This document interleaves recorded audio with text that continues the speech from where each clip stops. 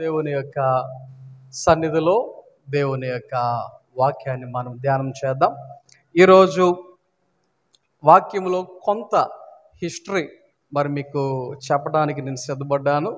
So వాక్యము plus history రెండు ఉంటాయి. మీరందరూ కూడా జాగ్రత్తగా అర్థం చేసుకోవాలి అని మనం చేస్తున్నాను. దేవుని యొక్క వాక్యంలో నుంచి న్యాయాధిపతుల గ్రంథము 7వ అధ్యాయము, న్యాయాధిపతుల గ్రంథము 7వ అధ్యాయము 9-10 వచనాలు చదువుకుందాం. ఆ రాత్రి యెహోవా అతనితో ఇట్లనెను, నీవు లేచి దండు మీదకి పొమ్ము, నీ చేతికి దానిని అప్పగించెదను. పోవుటకు నీకు భయమైన ఎడల నీ పనివాడైన పూరాతో కూడా దండుకు దిగిపొమ్ము. చదవబడిన వాక్యాన్ని ఈ ఉదయకాల సమయంలో దేవుని సన్నిధిలో కొద్ది నిమిషాలు ధ్యానం చేద్దాం. దేవుడు గిద్యోనుతో మాట్లాడుతున్నటువంటి మాట ఇది. ఎవరితో మాట్లాడుతున్నాడు? దేవుడు గిద్యోనుతో మాట్లాడుతూ ఉన్నటువంటి మాట. ఓకే, గిద్యోను గురించి రీసెంట్గానే మేబీ జాన్యువరిలో అనుకుంటా కొన్ని విషయాలు దేవుని యొక్క సన్నిధిలో మనము విన్నాం. అయితే ఈరోజు గిద్యోను గురించి మన యొక్క టాపిక్ కాదు, కానీ ఇంకొక వ్యక్తి గురించి కొద్ది విషయాలు దేవుని యొక్క వాక్యములో మనము చదువుదాం. ఆ వ్యక్తి ఎవరు అంటే పూరా అనేటువంటి పేరు దేవుని యొక్క వాక్యములో 10వ వచనములో మనకు కనబడుతుంది. ఎవరండి? పూరా. ఈ పూరా అనేటువంటి వ్యక్తి గురించి ఆలోచన చేస్తే, ఈ పూరా అనేటువంటి పేరుకి అర్థము ఏంటి అంటే కొమ్మ అని అర్థం, ఫలించేడి కొమ్మ అని అర్థం. లేదా ఇంకొక అర్థం కూడా ఉంది. ఏంటి అంటే కవర్, కప్పుట అని అర్థం. ఇంకొకటి ఏంటి? కప్పుట అని అర్థం. పురా అనేటువంటి పేరుకు అర్థం గురించి నేను మీకు చెప్తా ఉన్నాను. ఫలించుట లేకపోతే కొమ్మ, బ్రాంచ్. పురా అనేటువంటి ఆ పేరుకి అర్థం ఏంటంటే బ్రాంచ్, కొమ్మ. రెండోది, ఆ పురా అనేటువంటి పేరుకు మరొక అర్థం ఏంటి అంటే కప్పుట. ఈ పురా అనేటువంటి ఈ వ్యక్తి ఎవరు, ఎలాంటి వాడు అని మనం ఆలోచన చేస్తే, ఒక బలవంతుడు అని మనం చెప్పవచ్చు, లేకపోతే ఒక ధైర్యవంతుడు అని చెప్పవచ్చు, లేకపోతే జ్ఞానము కలిగిన వాడు అని చెప్పవచ్చు, నాయకత్వ లక్షణాలు కలిగిన వాడు అని చెప్పవచ్చు, లేకపోతే యుద్ధ వీరుడు అని చెప్పవచ్చు, లేకపోతే ఒక సైన్యాన్ని, లేకపోతే ఒక గుంపును, ఒక మందను నడిపించగలిగే సామర్థ్యము కలిగిన వాడు అని మనం చెప్పవచ్చు. ఇలాగున అనేకమైనటువంటి లక్షణములను కలిగినటువంటి వ్యక్తి ఎవరు అంటే ఈ పురా. ఈ పురా, ఈ యొక్క వ్యక్తిని దేవుడు ఎవరిని తీసుకెళ్ళమంటున్నాడు గిద్యోనుతో అంటే, పురాను నువ్వు తీసుకుని వెళ్ళు. ఎక్కడికి వెళ్ళటానికి? నీవు ఒకవేళ దండు మీదకి పోతున్నావు కదా, ఏ దండు? మిద్యానీయులు, అమాలేకీయులు అనేటువంటి ఒక ఇద్దరు దండుగా యుద్ధము చేయటానికి, ఇశ్రాయేలీయులను నాశనము చేయడానికి, ఒక రకంగా చెప్పాలి అంటే 135,000 మంది అక్కడ యుద్ధం చేయటానికి సిద్ధంగా ఉన్నారు. ఎంతమంది? 135,000 మంది. ఆలోచన చేయండి. అంతమంది యుద్ధం చేయటానికి వారు సిద్ధంగా ఉంటే, దేవుడు గిద్యోనుతో చెప్తున్నాడు, నువ్వు వాళ్ళకి భయపడుతున్నావా? గిద్యోను గురించి ఆలోచన చేస్తే నిజంగా గిద్యోను కొద్దిగా పిరుగువాడే. గిద్యోను ఎవరు చెప్పండి? పిరుగువాడే, భయస్థుడే. భయస్థుడు, పిరుగువాడని మీరు ఎలా చెప్తారు అని అనొచ్చేమో. వాక్యంలో ఇక్కడ మనం చదువుతున్నాం, నీకు భయమైన ఎడలా ఎవరిని తీసుకుని వెళ్ళు? పురాను నువ్వు తీసుకుని వెళ్ళు అన్నాడు దేవుడు. అయితే గిద్యోను ఒకడే వెళ్ళిపోయాడా, పురాను తీసుకుని వెళ్ళాడా? 11వ వచనంలో చదివితే, వారు చెప్పుకొనుచున్న దానిని వినిన తరువాత నీవు ఆ దండులోనికి దిగిపోవుటకు నీ చేతులు బలపరచబడునని చెప్పగా అతడును అతని పనివాడైన పురాయును ఆ దండులోనున్న సన్నద్ధుల యొద్దకు పోయిరి. ఇప్పుడు గిద్యోను పురాను తీసుకుని వెళ్ళాడు అని వాక్యంలో చదువుతున్నాం. అంటే దాని అర్థం ఏంటి? ఖచ్చితంగా గిద్యోను భయపడేవాడుగానే ఉన్నాడు. భయపడుతున్నాడు కాబట్టి నీకు భయమైన ఎడల ఏం చేయి? కొన్నిసార్లు కొంతమంది ఒప్పుకోరు. రే నీకు భయం అయితే ఎవరైనా జతగా తీసుకెళ్ళి, నాకు భయం ఏంటి అంటాడు పేరుకి, కానీ కోడం తీసుకెళ్ళమంటారు. ఎందుకంటే జత.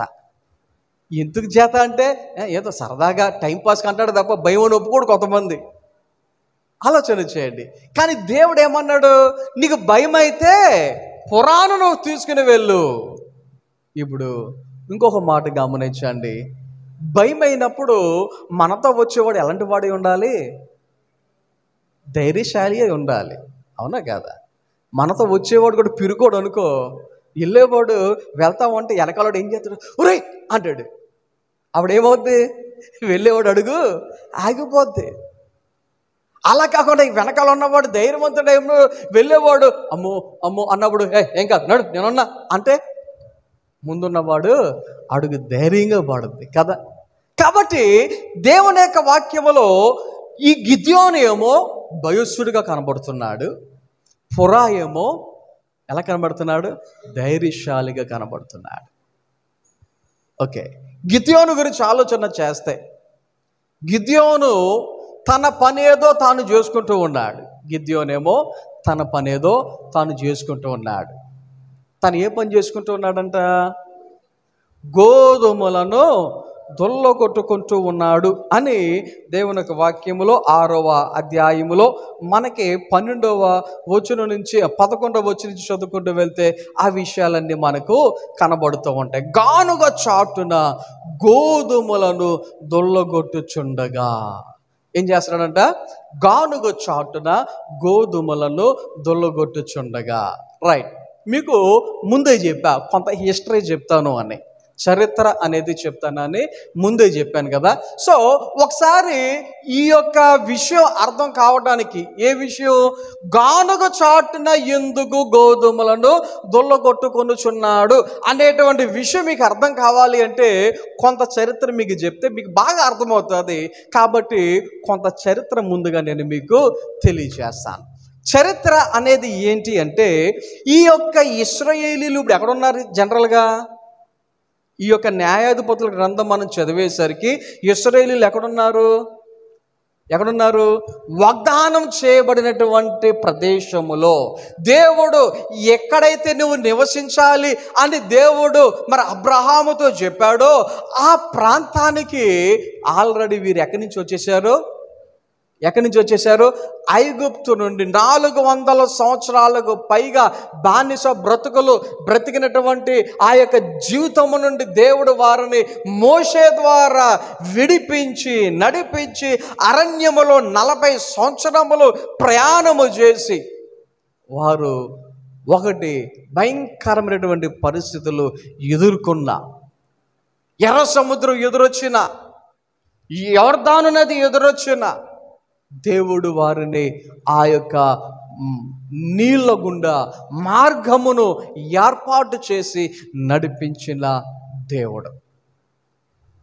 దాహమునకు నీళ్లు కావాలి అంటే ఆయన నీటిని బండ ద్వారా కలుగ చేసిన దేవుడు, రప్పించిన దేవుడు. లేకపోతే చేదుగా ఉన్నాయి అంటే చేదు నీటిని మధురముగా మార్చిన దేవుడు. ఆహారము కావాలి అంటే 40 సంవత్సరములు మన్నాను ఇచ్చిన దేవుడు. మీకు ఎప్పుడు ఇదేనా? మాకు మాంసం కావాలి అంటే దేవుడు మాంసమును కూడా ఇచ్చిన పరిస్థితులు.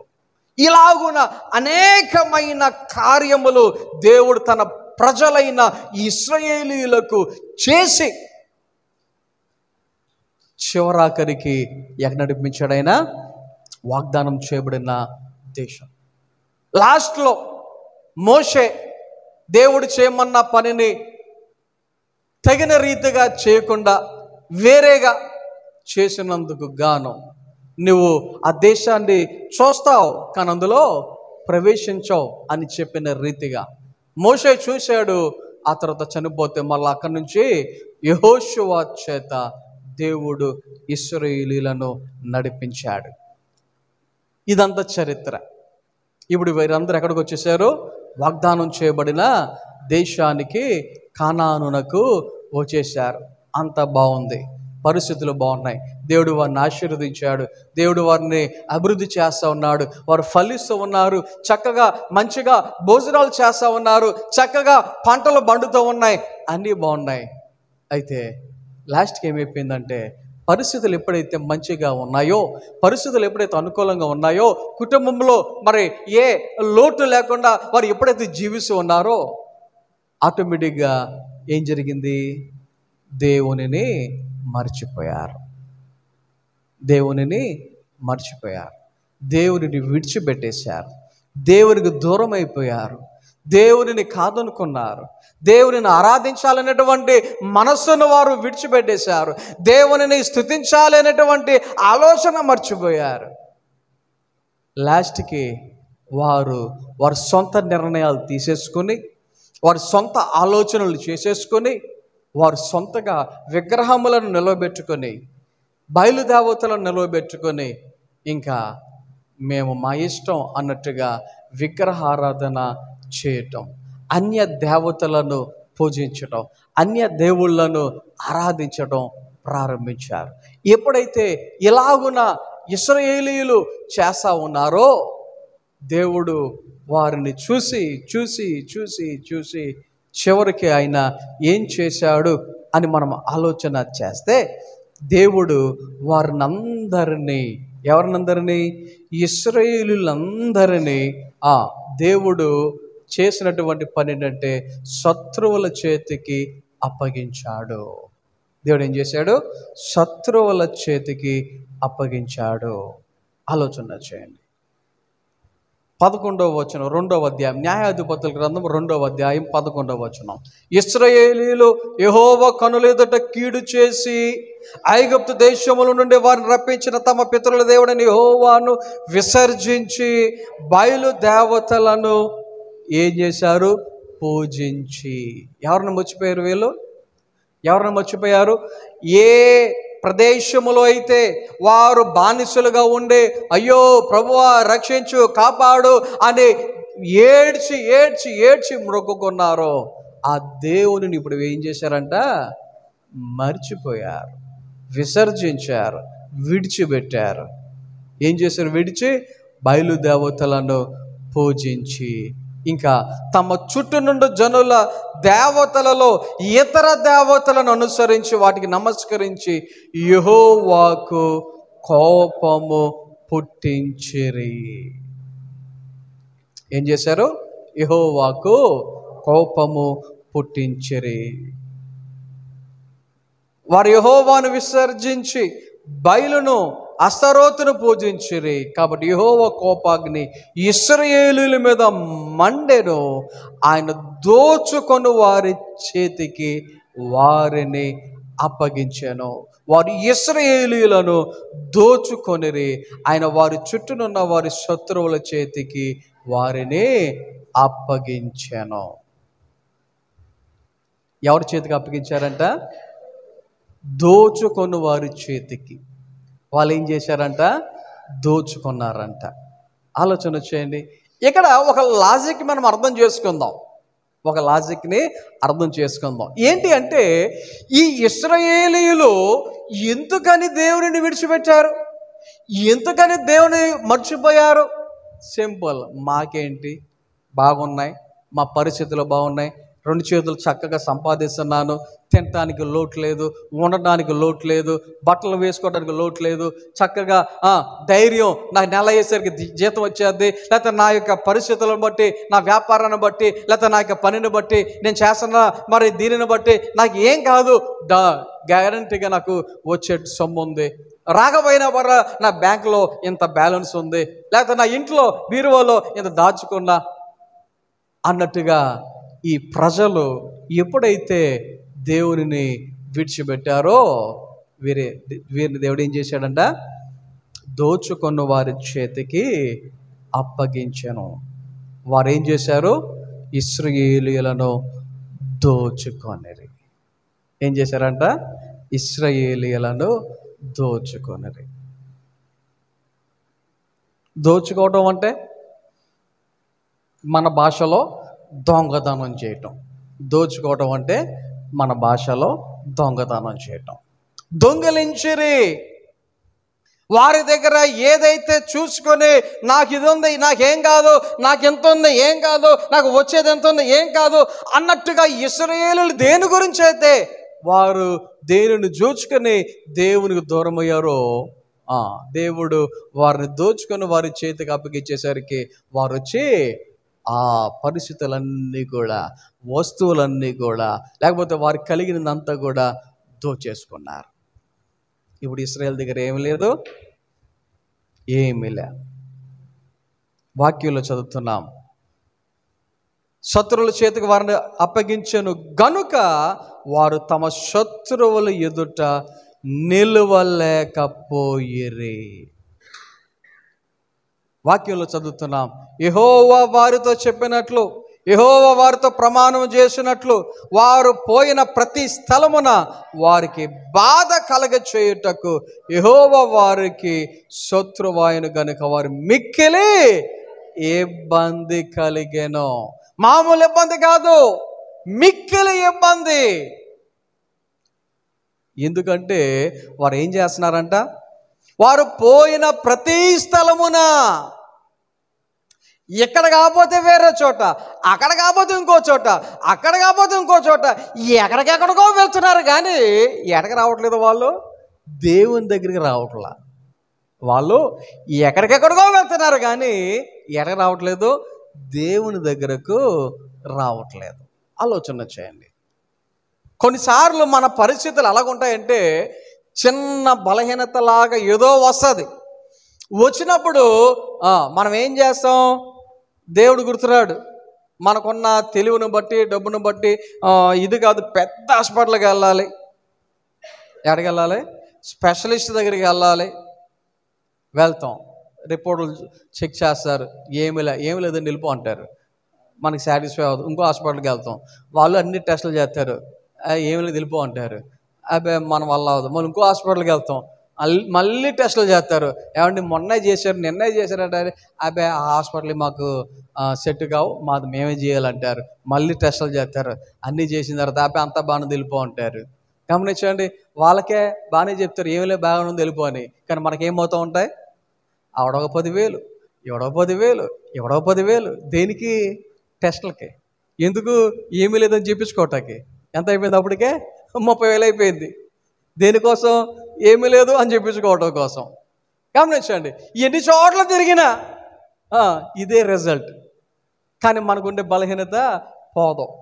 అంటే కొన్నిసార్లు కొన్ని బలహీనతలు మనం దేవుని వైపు తిరగటానికి, దేవుని గురించినటువంటి విషయాలు అర్థం చేసుకోవటానికి అవి మనుషులకి కనబడేటువంటి బలహీనతలు కాదు. గమనించండి, కొన్నిసార్లు అపవాది మనకు రకరకాలైనటువంటి బలహీనతలు కలుగజేస్తాడు. అవి మనుషులు కనిపెట్టలేరు. పైకేమో మనం ఎలాగంటే చీపురు పూలలాగా సన్నగా అయిపోతూ ఉంటారు. రిపోర్ట్లు ఏమో అన్నీ బాగానే ఉన్నాయని చెప్తారు. ఎవరికి అర్థం కాదు. ఏంటి అంటే కొన్ని ఆత్మ సంబంధమైనటువంటి విషయాలు మనుషులకి కానీ, లేకపోతే ఇలాంటి మెషిన్స్కి కానీ దొరకవు అన్నమాట. ఏం చేయాలి? దేవుని వైపు రావాలి. దేవుని వైపుకు మనం వచ్చి ఎప్పుడైతే దేవుని దగ్గర మనం చేరుతామో దేవుడు ఏం చేస్తాడంటే కార్యములను చేస్తాడు. ఓకే, ఇప్పుడు ఈ ఇశ్రాయేలు గురించి మనం చదువుతూ ఉన్నాం. ఈ ఇశ్రాయేలీలు ఏమైపోయారు? ఎక్కడికెక్కడికో వెళ్తున్నారు. కానీ వెళ్ళిన ప్రతి చోట వారికి ఏం కలుగుతుందంట? బాధే. ఎక్కడికి వెళ్ళినా బాధే, ఏ ప్లేస్కి వెళ్ళినా బాధే. కారణం ఏంటంటే వారు దేవుని దగ్గర రాకుండా రకరకాలుగా వారు వెళ్తూ ఉన్నారు. ఇలాగున మనం చదువుకుంటూ వెళ్తే చాలా విషయాలు ఉన్నాయి. అవన్నీ చెప్పడానికి సమయం పరిగెడతా ఉంది. సో నేను సింపుల్గా కొన్ని విషయాలను మీకు అర్థమయ్యేటట్టుగా కొన్ని విషయాలు చెప్తాను. ఏంటి ఆ విషయాలు అంటే, ఒకటి, దేవుడు వారినందరినీ ఒక రాజు చేతికి అప్పగించాడు. వారినందరినీ ఒక రాజు చేతికి అప్పగించాడు. ఆ రాజు ఎవరో, ఆయన పేరు ఏంటి అంటే, దేవుని యొక్క వాక్యములో ఈ విషయాలన్నీ 3వ అధ్యాయంలో కనబడుతూ ఉంటాయి. న్యాయాధిపతుల గ్రంథము 3వ అధ్యాయములో మనకి 8వ వచనంలో చదివితే, యెహోవా కోపము ఇశ్రాయేలుల మీద ఉండగా ఆయన అరమ్నహరాయిము యొక్క రాజైన, ఏ రాజు అంట? అరమ్నహరాయిము అనేటువంటి ఒక ప్లేస్ ఉంది. ఆ ప్లేసులో ఒక రాజు ఉన్నాడు. ఆ రాజు పేరు ఏంటి అంటే కుషాన్రిషతాయిము అనేటువంటి పేరు.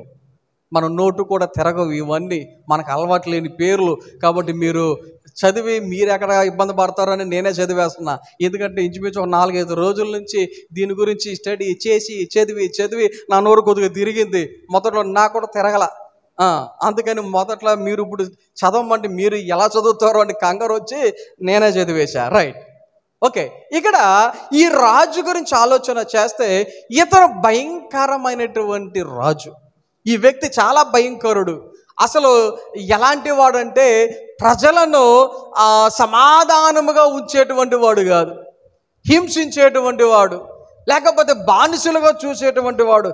అంత భయంకరుడు, అంత భయంకరుడు. దేవుని యొక్క వాక్యంలో 8వ వచనంలోనే మనకు కనబడుతుంది, ఆ యొక్క ఇశ్రాయేలీయులు 8 సంవత్సరములు కుషాన్రిషతాయిమునకు దాసులుగా ఉండిరి. అంటే ఈ రాజు ఇశ్రాయేలీయులను ఎలా చూశాడన్నమాట? సింపుల్గా చెప్పాలంటే దాసులుగా చూశాడు. ఎలాగా? దాసులుగా అంటే పనోల్లాగా చూశాడు, పనోల్లాగా చూశాడు. ఆలోచన చేయండి. నాకు అనిపిస్తుంది, భారతదేశాన్ని బ్రిటిష్ వారు పరిపాలన చేశారు కదా, ఒకవేళ వాళ్ళే మంచిగా చూశారేమో, కానీ ఇక్కడ ఇంకా దారుణంగా చూసినటువంటి పరిస్థితులు అన్నమాట. అయితే 9వ వచనంకి వచ్చేసరికి, ఇశ్రాయేలీయులు యెహోవాకు మొర్ర పెట్టగా. ఆలోచన చేయండి. ముందు నుంచి మొరబెట్టారా? ముందు నుంచి ప్రార్థన చేశారా? ముందు నుంచి దేవుని సహాయం కోరుకున్నారా? ముందు నుంచి వారు దేవుని వైపు తిరిగారా? అబ్బే, దేవుడు గుర్తురాల. వారు అంతా బాగుంది కదా అన్నట్టుగా వారు వెళ్ళిపోతూ వచ్చారు. అయితే మొరబెట్టిన తర్వాత దేవుడు వారి దగ్గరికి ఒక న్యాయాధిపతిగా ఒక వ్యక్తిని పంపించాడు. ఆ వ్యక్తి పేరే ఒత్నీయేలు. ఆ వ్యక్తి పేరు ఎవరు? ఒత్నీయేలు. ఇతనే ఇశ్రాయేలీయులకు మొదటి న్యాయాధిపతిగా ఉన్నాడు. ఇశ్రాయేలీయులకు మొదటి న్యాయాధిపతిగా ఉన్నాడు. మొత్తం న్యాయాధిపతులు ఎంతమందో తెలుసా? 13. ఎంతమంది? 13. కొంతమంది 12 మంది అని చెప్తారు, కొంతమంది 12 మంది అని చెప్తారు. అయితే ఈ 13, 12 ఏంటి కన్ఫ్యూజ్ అని అంటే, 13వ వ్యక్తి ఎవరు అంటే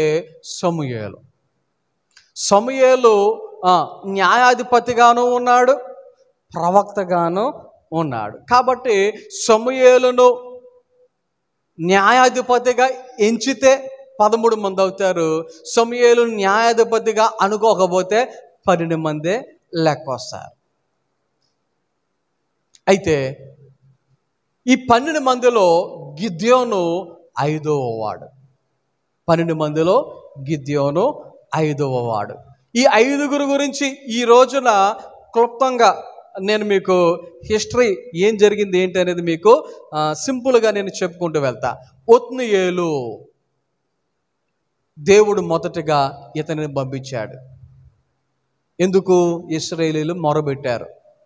ఓకే, అమ్మయ్య, ఇప్పటికైనా నా ప్రజలకు బుద్ధి వచ్చింది, ఇప్పటికైనా నా ప్రజలు నా వైపు తిరిగారు అని దేవుడు ఏం చేశాడు? ఒత్నియేలును పంపించి ఆ ఒత్నియేలు ద్వారా ఆ రాజు అయినటువంటి కుషాన్ రిషితాయిమును దేవుడు ఆ ఒత్నియేలు చేతికి అప్పగిస్తే అతడు జయించెను అని 10వ వచనములో దేవుని యొక్క వాక్యంలో చదువుతాం. ఒత్నియేలు ఆ రాజును జయించాడు.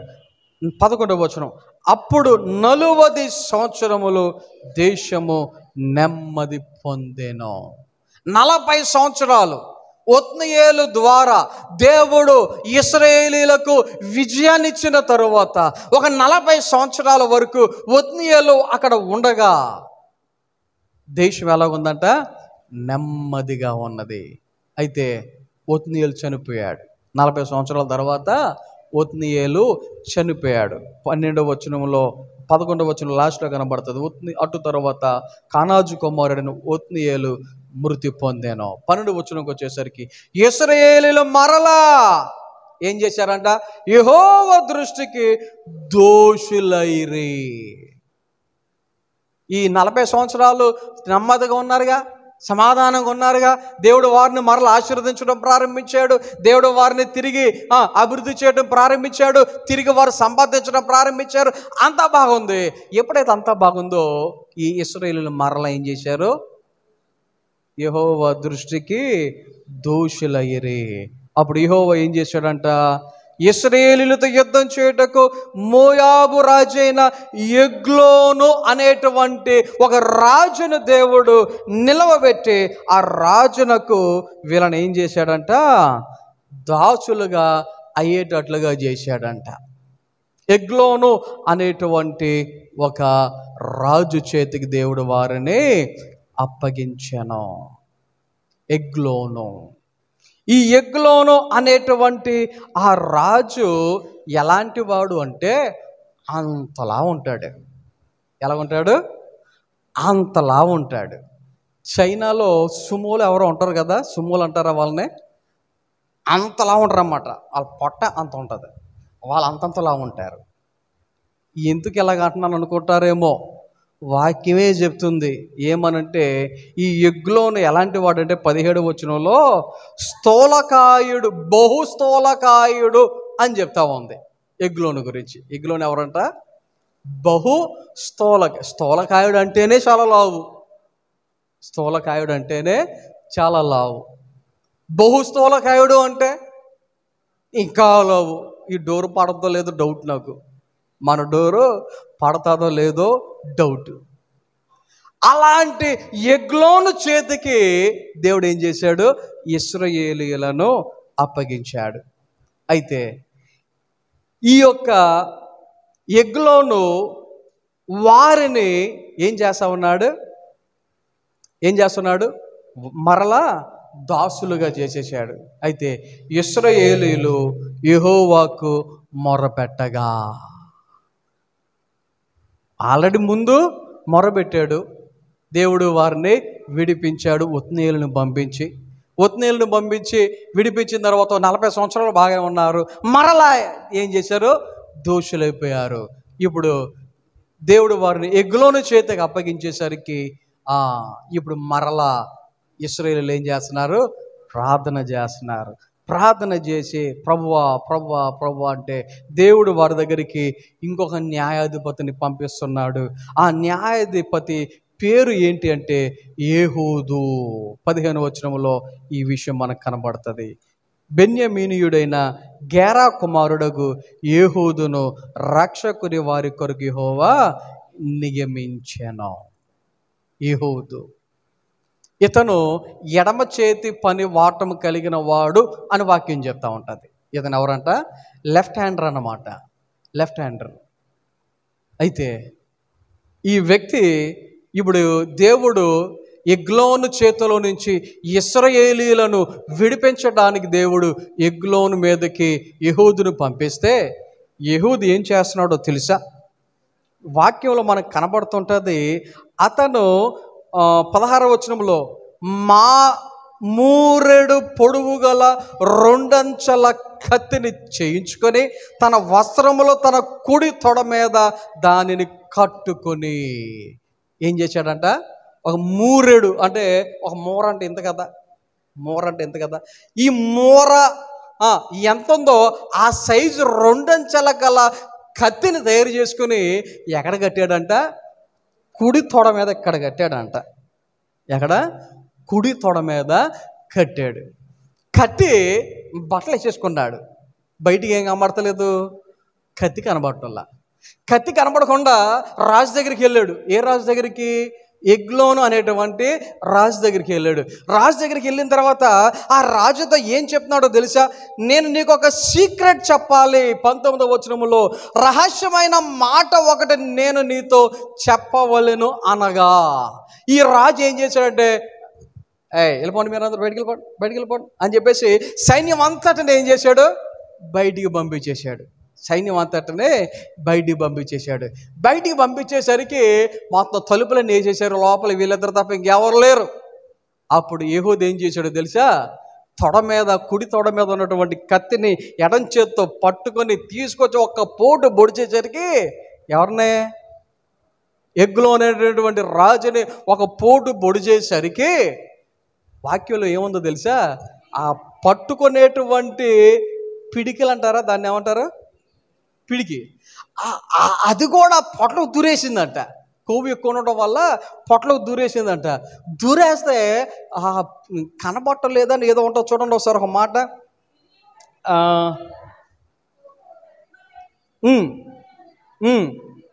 22వ వచనం.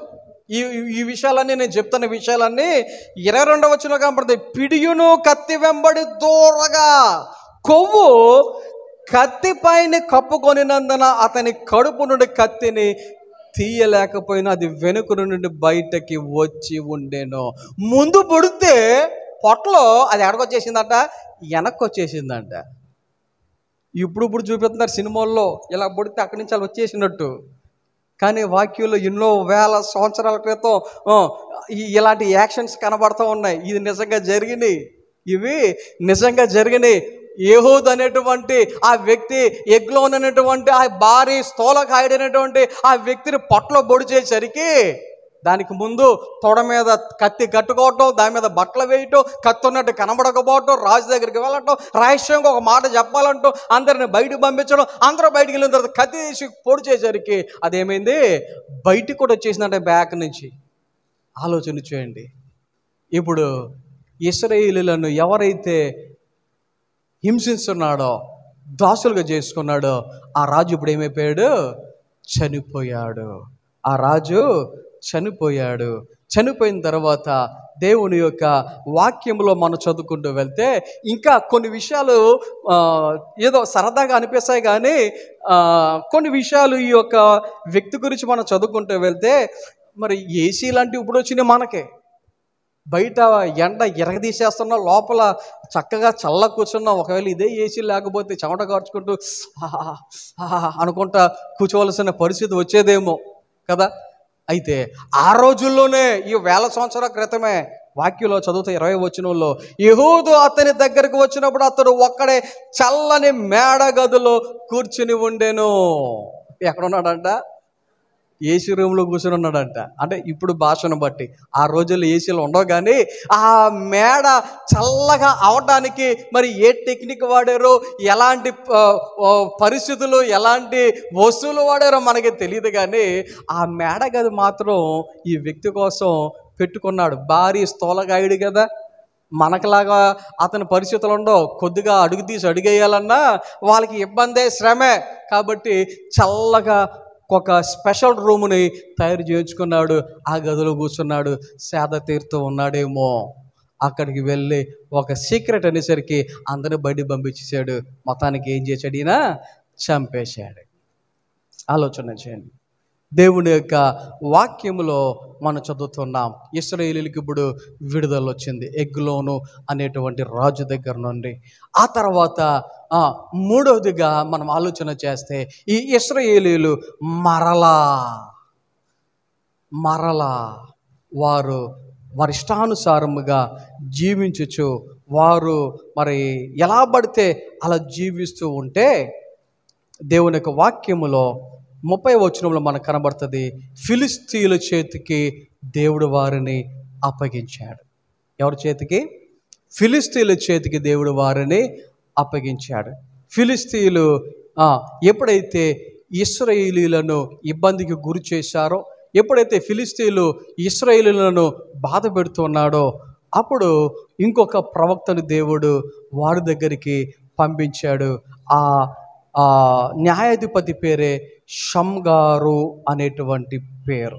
ఏం పేరు? ఎవరో షమ్గారు అనేటువంటి వ్యక్తిని దేవుడు వారి దగ్గరికి పంపించడం 30వ వచనములో ఈ విషయం మనకు కనబడుతుంది. అతని తర్వాత అనాతు కుమారుడైన షమ్గారు న్యాయాధిపతిగా ఉండెను. షమ్గారు ఈ యొక్క ఇశ్రాయేలీయులకు 3వ న్యాయాధిపతిగా ఉన్నాడు. ఎన్నో వ్యక్తి? 3వ న్యాయాధిపతిగా ఉన్నాడు. ఆ తర్వాత ఈ షమ్గారు అయిపోయిన తర్వాత మరలా 4వ అధ్యాయంకి వెళ్ళేసరికి యెహూదు మరణమైన తర్వాత ఇశ్రాయేలీయులు ఇంకనూ యెహోవా దృష్టికి దోషులైరి కనుక యెహోవా ఏం చేశాడు? హసోరులో ఏలు కానాను రాజైన యాబీను చేతికి వారిని అప్పగించాను. కానాను రాజు చేతికి దేవుడు ఇశ్రాయేలీయులను అప్పగించాను. ఎన్ని సంవత్సరాలు అంటే ఇంచుమించు 20 సంవత్సరాలు. 3వ వచనంలో ఈ మాట కనబడుతుంది. ఎన్ని సంవత్సరాలు? 20 సంవత్సరాలు. ఆలోచన చేయండి. 20 సంవత్సరాలు ఈ యొక్క కానాను రాజు అయినటువంటి ఆ యొక్క యాబీను చేతిలో ఇశ్రాయేలీయులు ఎప్పుడైతే మరి వాక్యంలో చదువుతున్నాం, కఠినమైన బాధ పెట్టగా, ఈ యాబీను అనేటువంటి రాజు ఏం చేశాడు? 20 సంవత్సరాలు కఠినమైన బాధ పెట్టగా ఇశ్రాయేలీయులు యెహోవాకు మొర్రబెట్టారు. చెప్పండి ఒకసారి, ఇశ్రాయేలీయులను ఏమనాలి? ఈ ఇశ్రాయేలీయులను ఏమనాలి? రే నీకు బుద్ధి ఉందా అని అనగాలి. అవునా? దేవుడా అని వస్తున్నాడు. దేవుడు కనికరించి సరేరా అంటా ఉన్నాడు. కొన్ని సంవత్సరాలు బాగానే ఉంటున్నారు. మరలా దేవునిని మర్చిపోయి వెనక్కి వెళ్ళిపోతున్నారు. మరలా దేవుడు శత్రువుల చేతిలో వారు బహుగా కఠినమైన పరిస్థితి ఎదుర్కొన్న తర్వాత మళ్ళీ ప్రభువా నువ్వు చేస్తున్నారు. దేవుడు పోనీలే మళ్ళీ కనికరిస్తున్నాడు, బాగుంటున్నారు. పరిస్థితులు బాగున్న తర్వాత మరలా దేవుని మర్చిపోతున్నారు. ఇంకొక రాజు ఇంకొక రీతిగా వారిని బాధ పెడుతూ ఉంటే కొన్ని సంవత్సరాలకి మరలా ప్రభువా నువ్వు చేస్తున్నారు. ఆలోచన చేయండి ఒకసారి. ఏమనాలి ఇశ్రాయేలీయుల్ని? మళ్ళీ 20 సంవత్సరాల తర్వాత దేవుడు గుర్తొచ్చేసాడు వీళ్ళకి. 20 సంవత్సరాల తర్వాత అప్పుడు దేవుడు ఏం చేశాడంటే, దేవుని యొక్క వాక్యములో ఆ కాలమున లపిదోనుకు భార్య అయిన దెబోరా అను ప్రవక్త్రి ఇశ్రాయేలీయులకు న్యాయాధిపతినిగా ఉండెను. 4వ న్యాయాధిపతి. ఈసారి స్త్రీని దేవుడు నిలవబెట్టాడు. 4వ న్యాయాధిపతిగా స్త్రీని దేవుడు నిలవబెట్టాడు. ఎవరు అంటే దెబోరా. ఎవరు? దెబోరా. ఈ దెబోరా 4వ న్యాయాధిపతిగా ఇశ్రాయేలీయులకు ఆమె ఉండి, ఆమె ఈ ఇశ్రాయేలీయులను ఎవరి దగ్గర నుంచి విడిపించింది అంటే, కానాను రాజు అయినటువంటి యాబీను అనేటువంటి ఆ రాజు మరి ఇశ్రాయేలీయులను చాలా అంటే చాలా కఠినమైన బాధలు పెడుతూ ఉంటే అక్కడి నుండి ఆమె విడిపించింది. అలాగున విడిపించిన తరువాత ఇశ్రాయేలీయులు బాగున్నారు. ఇప్పుడు ఇశ్రాయేలీయులు బాగున్నారు. విజయం వచ్చింది. ఇంకా శత్రువు లేడు, రాజు లేడు, బాగుంది. ఇశ్రాయేలీయులు మరలా వారు చక్కగా జీవిస్తూ జీవిస్తూ జీవిస్తూ వారు ఏం చేస్తున్నారు అంటే, దేవుని యొక్క వాక్యములో 5వ అధ్యాయము ఆఖరి మాట చదివితే, తరువాత దేశము 40 సంవత్సరములు నిమ్మలముగా ఉండెను. ఎన్ని సంవత్సరాలు? 40 సంవత్సరాలు నిమ్మలముగా ఉండెను. 40 సంవత్సరాలు ఈ ప్రజలు దేవునిలో బాగున్నారు. ఈ 40 సంవత్సరాలు దేవుడు వారిని ఆశీర్వదిస్తూ వచ్చాడు. ఈ 40 సంవత్సరాలు దేవుడు వారిని బలపరుస్తూ వచ్చాడు, అభివృద్ధి పరుస్తూ వచ్చాడు. అంతా బాగుంది. అయితే 6వ అధ్యాయానికి వచ్చేసరికి ఇశ్రాయేలీయులు యెహోవా దృష్టికి దోషులైనందున మరలా ఏం చేశారంట? ఏమనాలి వాళ్ళని? ఇశ్రాయేలీయుల్ని ఏమనాలి? ఎన్నిసార్లు చెప్పండి ఒకసారి. ఎన్నిసార్లు? బుద్ధి ఉందంటారా వాళ్ళకి? జ్ఞానం ఉందంటారా వాళ్ళకి? మన మన మాటల్లో చెప్పాలంటే వాళ్ళకి బుద్ధి లేదండి బాబు. ఎన్నిసార్లు వస్తారు, దేవుడు ఎన్నిసార్లు కాపాడాలి అన్నట్టుగా మనం మాట్లాడుకుంటూ ఉంటాం కదా. ఆలోచన చేయండి ఒకసారి. ఆ ఇశ్రాయేలుని పక్కన పెట్టి, ఏంటి ఇశ్రాయేలుని పక్కన పెట్టి ఆ ప్లేస్లో మనల్ని ఊహించుకుందాం. మనం ఎలా ఉన్నాం? మనము ఎలా ఉన్నాం? దేవుని దగ్గరికి వస్తున్నాం. ఆదివారం అయిందంటే వచ్చేద్దాం దేవుని సన్నిధికి. ఆదివారం అయిందంటే అమ్మో నేను ప్రార్థనకి వెళ్ళాలి. అబ్బా ఎంత భక్తి! రైట్. ఈ భక్తి ఎంతసేపు ఉంటుంది? ప్రార్థనలో ఉన్నంతసేపు బాగానే ఉంటున్నారు. ప్రభువా స్తోత్రం, హల్లెలూయా, ఆమేన్ అంటున్నారు, అంతా బాగుంది. వాక్యం ఉన్నప్పుడు వాక్యం వినేస్తున్నారు, పాటలు పాడుతున్నారు, ఆరాధన చేస్తున్నారు, కానుకలు ఇచ్చేస్తున్నారు, అంత అయిపోయింది, ఇంటికి వెళ్ళిపోతున్నారు. మరలా ఆదివారం వచ్చే వరకు బైబిల్ కూడా గుర్తు రావట్లేదు కొంతమందికి. ఆదివారం వచ్చే వరకు దేవుడు కూడా గుర్తు రావట్లేదు కొంతమందికి. ఆలోచన చేయండి. ఒక ఆదివారం దేవుని దగ్గరికి వస్తున్నావు, మరలా వారం అంతా ఏమైపోతున్నావు? నువ్వు దూరం అయిపోతున్నావు. మరలా ఆదివారం వస్తున్నావు, మరలా నువ్వేం చేస్తున్నావు? వారం అంతా దూరం అయిపోతున్నావు. పర్లేదు, కొంతమందికి క్రిస్మస్కి వచ్చేస్తారు ప్రార్థనకి, మరలా వచ్చే క్రిస్మస్ వరకు దేవుడు గుర్తురాడు. కొంతమంది వాళ్ళతో పోల్చుకుంటే నువ్వు ఎంత గొప్ప అని ఫీల్ అవుతున్నావేమో. ఆలోచన చేయండి ఒకసారి. ఆదివారం అనేది ఆచారం కాకూడదు నీ జీవితంలో. ఆదివారం ఏమవ్వకూడదు? ఆచారం కాకూడదు. ఆదివారం అనేది ఏదో ఆదివారం కదా వెళ్ళాలి కదా అన్నట్టుగా ఉండకూడదు నీ జీవితంలో. సోమవారం స్టార్ట్ అయినప్పటి నుండి అరే ఆదివారం మరలా ఎప్పుడు వస్తుందా, నేను ఎప్పుడు ప్రార్థనకి వెళ్ళాలా, ఎప్పుడు ఆరాధన చేయాలా అన్నట్టుగా నువ్వు ఎదురు చూసే వ్యక్తిగా ఉండగలగాలి. అది నిజమైనటువంటి భక్తి. ఆలోచన చేయండి. మరలా ఇశ్రాయేలీయులు యెహోవా దృష్టికి దోషులైనందున యెహోవా 7 ఏండ్లు వారిని మిద్యానీయులకు అప్పగించెను. మిద్యానీయులు చెయ్యి ఇశ్రాయేలీయుల మీద హెచ్చాయను గనుక వారు మిద్యానీయులు ఎదుట నిలవలేక కొండలలోను వాగులలోను గుహలను దుర్గములుగా తమకు సిద్ధపరచుకొనిరి. భయమే వేస్తుంది టైం చూస్తుంటే. నాకు మంచి సబ్జెక్ట్ ఉంది నా దగ్గర, టైం లేదు. గమనించండి ఒకసారి. ఇశ్రాయేలీయులు దేవుని దృష్టికి మరలా దోషులైనందున వారిని ఏం చేశాడంట? మిద్యానీయుల చేతికి అప్పగిస్తే ఈ మిద్యానీయులు ఏం చేస్తున్నారు?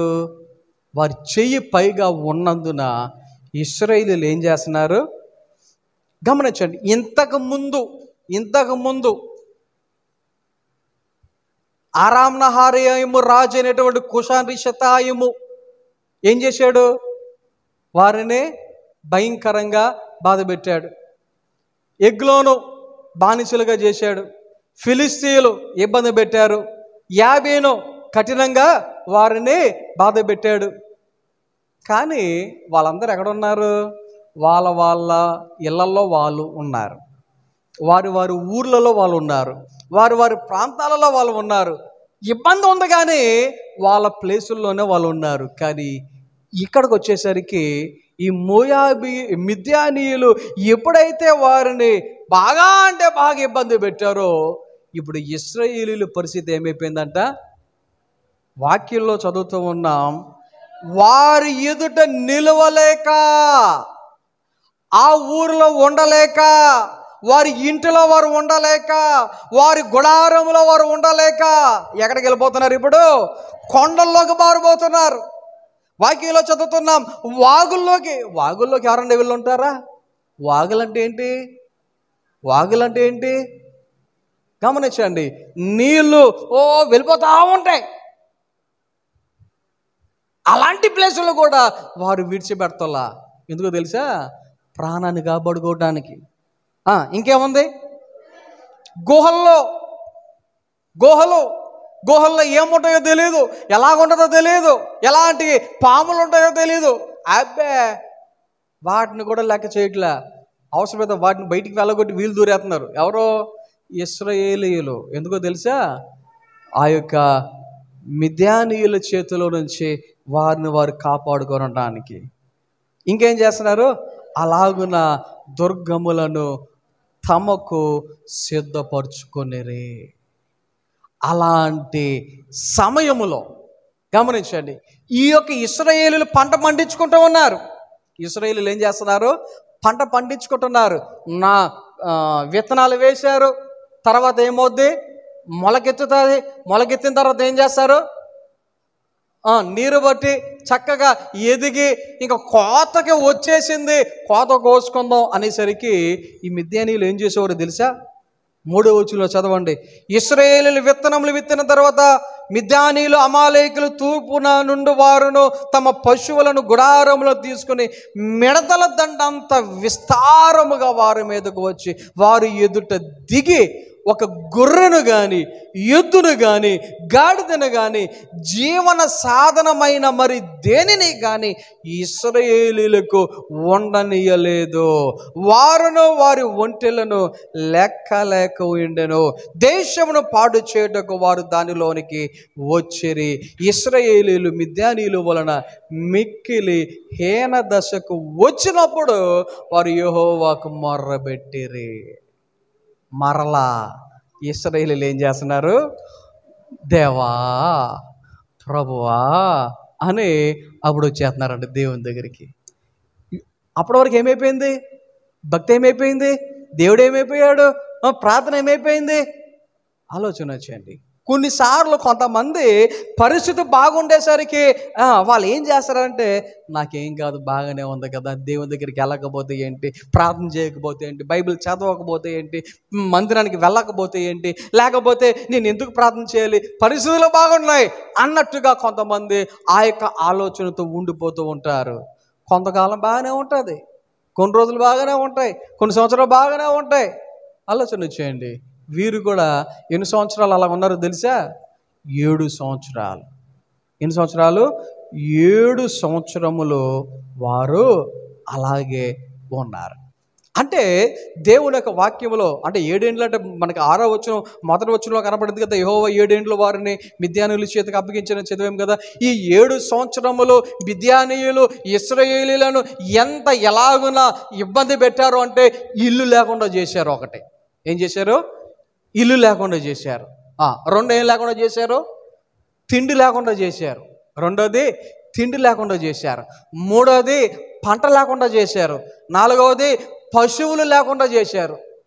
ఆలోచన చేయండి ఒకసారి. ఇక ఏమీ లేకపోతే ఏముంది? అవన్నీ తీసేస్తే ఏముంది వాళ్ళకి? అవన్నీ తీసేసిన తర్వాత అప్పుడు వచ్చాడు దేవుడు గుర్తు వీళ్ళకి. కొన్నిసార్లు తిండి ఎక్కువైతే దేవుడు గుర్తురాడు. ఏం ఎక్కువైతే? తిండి ఎక్కువైతే దేవుడు గుర్తురాడు. దీనికి ఉదాహరణ ఒక మాట చెప్పనా? తప్పిపోయిన కుమారుడు అనేటువంటి ఒక ఉపమానం వాక్యంలో చదువుతాం కదా. తండ్రి దగ్గర తనకు రావాల్సిన ఆస్తి, తనకు రావాల్సిన వాటా అంతా తీసుకుని ఏం చేశాడు? దూరదేశానికి వెళ్ళిపోయాడు. దూరదేశానికి వెళ్ళిపోయిన తర్వాత ఎలా ఉన్నాడు? చక్కగా, సుఖంగా, సౌఖ్యంగా, ఎంజాయ్, హ్యాపీ, నా ఇష్టం అన్నట్టుగా చాలా అంటే చాలామంది స్నేహితులను వేసుకొని అబ్బో లగ్జరీ లైఫ్ అతను ఏం చేస్తూ ఉన్నాడు? జీవిస్తూ ఉన్నాడు. అయితే కూర్చుందంటే కొండంతా అయిపోద్దంట సామెత, అంతేనా? కూర్చుందంటే కొండ కూడా తరిగిపోద్ది, ఏదో సామెత ఉంటుంది కదా, నాకు గుర్తు రావట్లా. అలాగా మొత్తం తింటా ఉంటే డబ్బు ఏమైపోయింది? అయిపోయింది, మొత్తం అయిపోయింది. లాస్ట్కి వచ్చేసరికి ఏమీ లేవు. ఇంకా ఏమీ లేక ఉండేసరికి ఒక్కొక్కడు అతనితో పాటు అప్పటివరకు ఎంజాయ్ చేస్తున్న స్నేహితులు ఏం చేస్తున్నారు? వెళ్ళిపోతూ ఉన్నారు. ఇంక వీడి దగ్గర ఏమీ లేవు, ఎవడో మిగల్లా. ఎవడికి? వీడి దగ్గరికి ఇంకా హెల్ప్ చేసే పరిస్థితి లేదు. ఒరే ఇప్పుడు మీరు తిన్నారుగా నా దగ్గర, ఇప్పుడు నాకు పెట్టండి అంటే నన్ను అడిగితే రాగా ఉంది అని వెళ్ళిపోతూ ఉన్నాడు. అందరూ వెళ్ళిపోయారు, ఒకడే మిగిలాడు. పరిస్థితి ఏమైంది? పందులు తినేదైనా తిందాం, తిని కడుపు నింపుకుందాం. మన పందులు కాదు, ఫారెన్ పందులు, అవి వేరే తింటాయి, అవి తిందాం అని చెప్పేసి అనుకున్నాడు. అనుకుంటే ఆ యజమాని అది కూడా తిన్నవలా, అది కూడా తిన్నవలా. మూతులు నాకేవాడి దగ్గరకు వచ్చి ఆకులు, ఇంకో సామెత ఏదో అది కూడా గుర్తొచ్చింది నాకు. అలాంటి పరిస్థితి అనమాట. అలాగున తిన్నాం అనుకుంటే పందులు తినేవి, అవి కూడా తిన్నవలా. అప్పుడు ఎవరు గుర్తొచ్చారు? తండ్రి గుర్తొచ్చాడు. అప్పుడు ఎవరు గుర్తొచ్చాడు? తండ్రి. అప్పుడు తండ్రి గుర్తొచ్చాడా? తిండున్నంతసేపు తండ్రి గుర్తొచ్చాడా? డబ్బు ఉన్నంతసేపు తండ్రి గుర్తొచ్చాడా?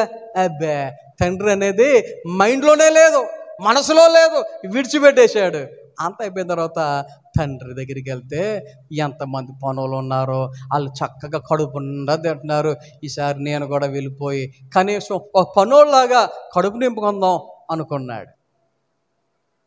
దేవుడు లేకపోతే తండ్రి ఎప్పుడు గుర్తొచ్చాడు?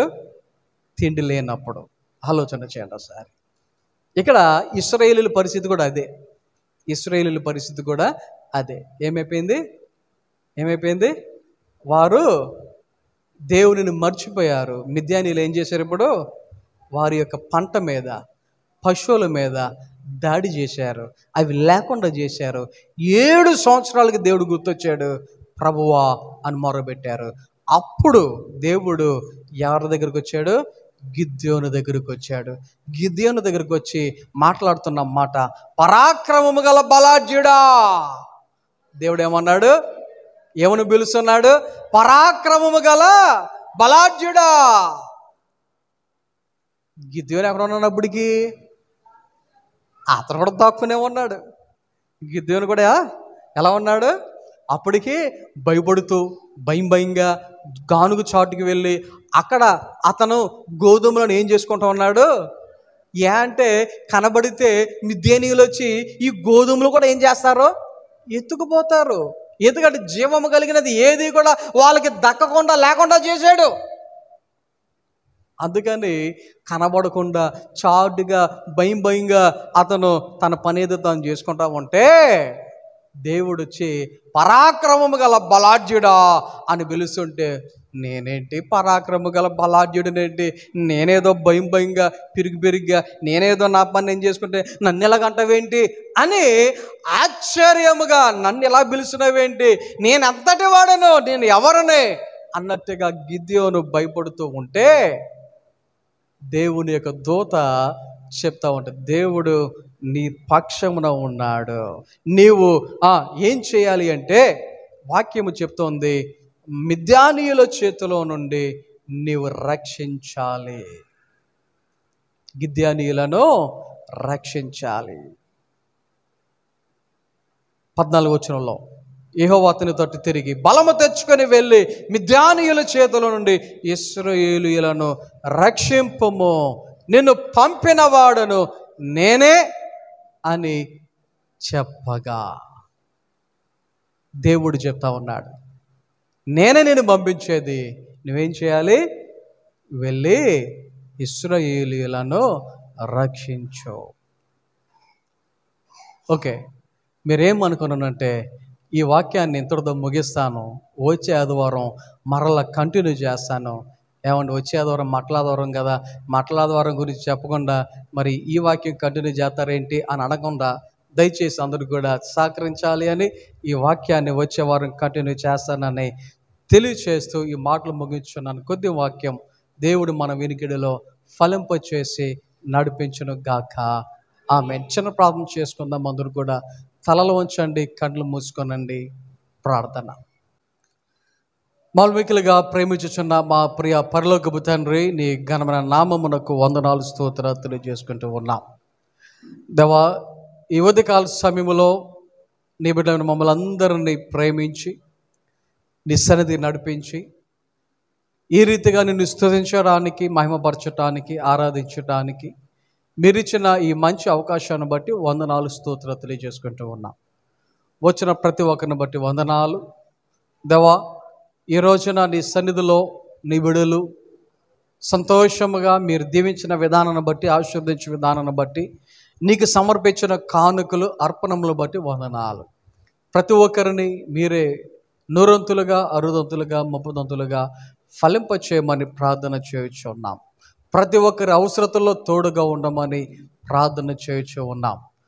అదే రీతిగా ఈ వారంలో జరగబోయే పనిపాట్లలో దేవా ప్రయాణాల్లో తోడుగా ఉండండి. ముఖ్యంగా 10th క్లాస్ విద్యార్థులు రేపటి నుండి ఎగ్జామ్స్కి సిద్ధపడుచు ఉండగా వారి యొక్క ఎగ్జామ్స్లో మీరు సహాయం దయచేయమని, చదువుతున్న విషయాలు వారు అర్థం చేసుకొని జ్ఞాపకం ఉంచుకొని ఏ ప్రశ్నకు ఏ రీతిగా రాయాలో ఆ రీతిగా రాసి మంచి మార్కులతో పాస్ అయి నీకు మహిమ, మాకు సంతోషము, కుటుంబానికి ఆనందమును కలుగు చేయమని ప్రార్థన చేయించు ఉన్నాం. అలాగే దేవా ఎవరికి ఎటువంటి అవసరతలు ఉన్నాయో ప్రతి అవసరతల్లో తోడుగా ఉండమని, ఎంతమంది అయితే ఆన్లైన్ ద్వారా నీ యొక్క వాక్యాన్ని విని ఉన్నారో వారందరి జీవితాలలో నీ యొక్క కార్యాలు జరిగించి వారిని బలపరచమని, మమ్మల్ని అందరినీ మీ చేతికి అప్పగించుకుంటూ మీరే మహిమ ఘనత ప్రభావాలు పొందుకొనమని యేసు నామమున ప్రార్థన చేయుచున్నాం తండ్రి, ఆమేన్. మన తండ్రి అయిన దేవుని ప్రేమ, కుమారుని యేసుక్రీస్తు వారి కృప, పరిశుద్ధాత్మిక అన్యోన్య సహవాసము, సహాయము, కాపుదల, నడిపింపు ఎప్పుడు ఎల్లప్పుడూ ఆయన బిడ్డలైన మనందరకు సదాకాలము తోడైన నడిపించును గాక. ఆమేన్.